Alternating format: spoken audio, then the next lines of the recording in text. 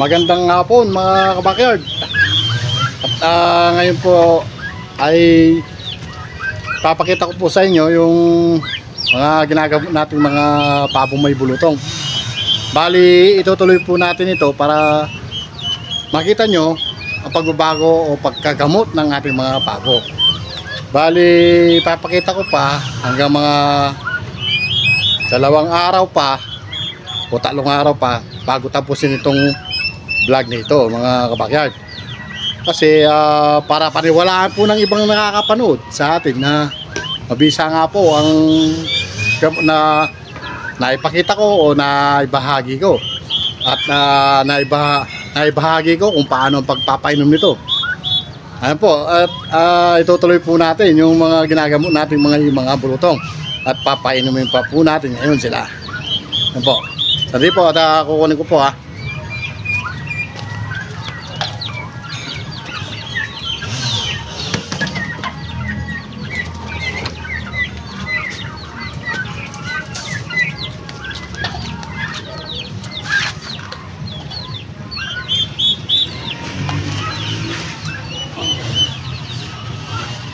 Bali, ito po yung isa. Ito po yung isa na pinainom natin. Bali ano pa lang sila niya na bali naka-4 siya. Painumin pa natin siya pang-5. Yung isa na una nagkabulutong sa kanila ay pang-7 na. Pang-7 na yung pag-inom niya ngayon. Bali ito po ay pang-5 niya ng inom. Ayan po, tuyo na. Tuyo na yung mga bulutong ngayon. Ayan po. Pang-5 niyang pang-inom ngayon. 5 tabletas. Ayan po mga kabakyard yung mga bulutong niya Ito kasi nagapan to kasi nag-uumpisa pa lang napainom na natin. Yung isa kasi hindi ko kagad nakita na may bulutong. Kaya hindi ko kagad napainom. Maga yung mukha niya ngayon. Ipapakita ko po siya ngayon sa inyo.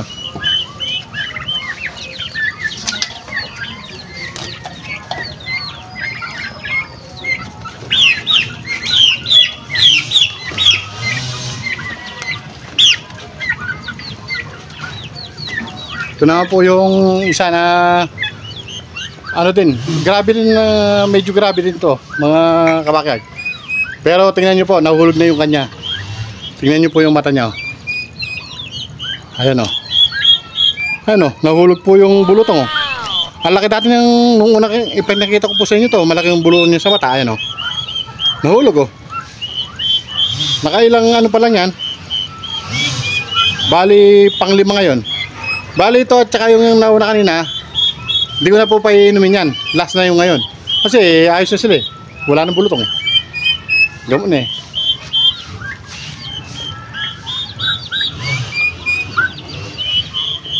Painumin pa po natin siya ng isa ngayon. Bali nakatag-5 lang sila. Pati yung isa, nakatag-5 sila ng tabletas. Okay na po yun kasi gamot na mabuti na sila Pero yung isa tuloy-tuloy pa rin. Bali pang-7 niya ngayon.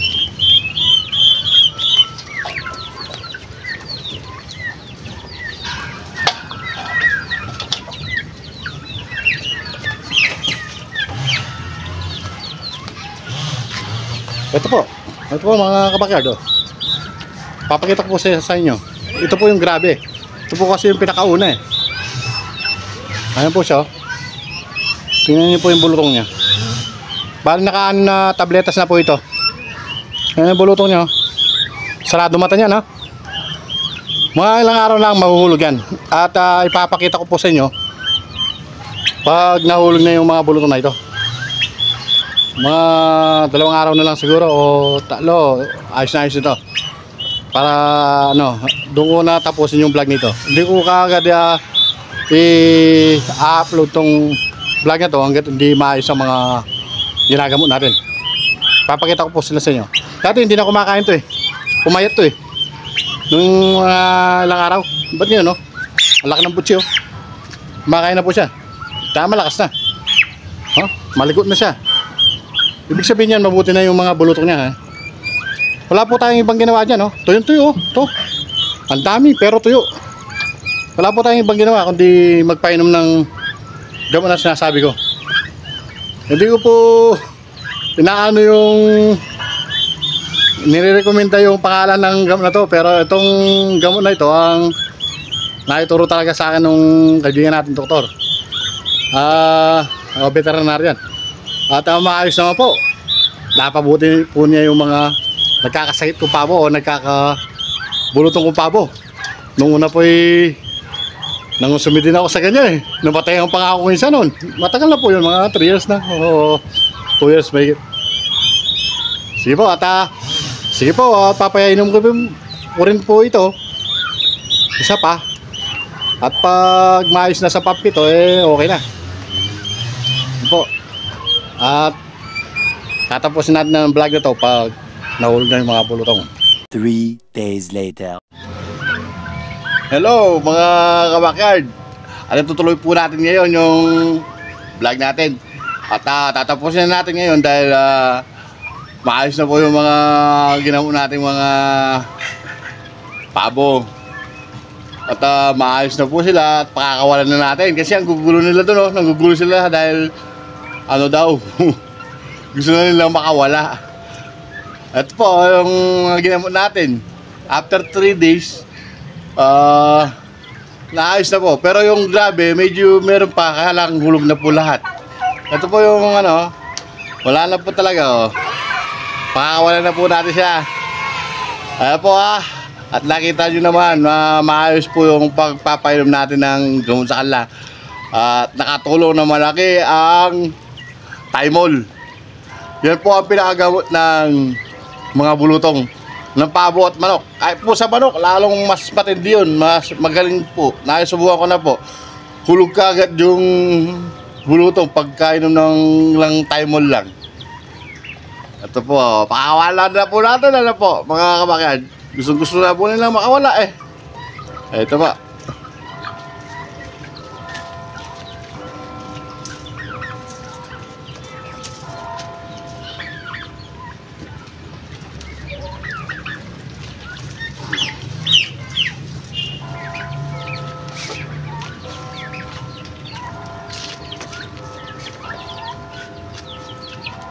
Ito po ang isa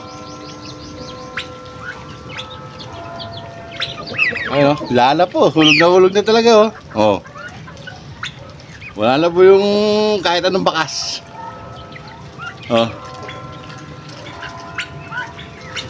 Malinis sana po.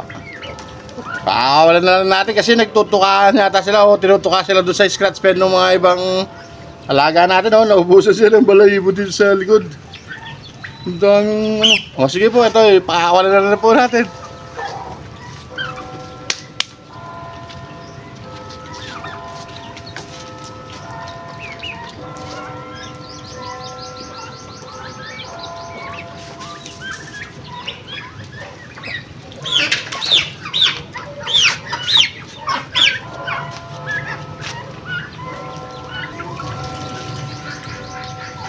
At ito po yung isa. Ito po yung pinakagrabe sa kanila, yung sarado yung mata. Talagang grabe. Ngayon po, mga after 3 days na po ngayon, nakailang gamot din to Halos 7 o 8.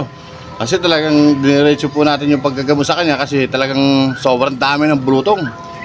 Patakpan na yung mga mata. Pero ngayon po, ito na Ayan. Ayan na po siya. Pumupugi na. Tapos yung mata niyang isa, yung sarado. Ayan bumukas na. Bumukas na po yung mata niya. Ayan Ayan na. At yung pong nasa bandang ulo, punong-puno po ito hanggang batok. Ayan, nagkadahulog. Ito na, mahuhulog na rin po yan. Ayun medyo namamaga po dito pero hindi po parang bulutong pa rin yun. Matatanggal din po yan. Ayan po. Pero ito, ikukulong pa natin mga 2 araw para makita natin na natanggal na yung bulutong. Pero yung dalawa, pinakawalan na natin. Ayan po. At saka, ayan po, maraming salamat sa inyo mga kabakad na sa wala nyo pagsawang pagsubaybay sa akin. At ayan po, at nakita nyo na nakakagamo naman yung aking naibahagi sa inyo. Talagang tumatalab po talaga. At wala po akong ginagawa na kung kahit ano, kundi pinapainom ko lang sila ng tabletas. Ayun po at sana po'y may napulot kayo sa aking naibahagi. At pinasasalamatan ko po kayo mga kabakyard. Ayan po. At sa mga bagong napapadpad sa aking backyard o sa ating backyard, sana po yung mag-subscribe na po kayo. At huwag po ninyong kalimutang pindutin ang notification bell para lagi kayong updated sa ating mga bagong video. Ayan po. Maraming salamat po mga kabakyard.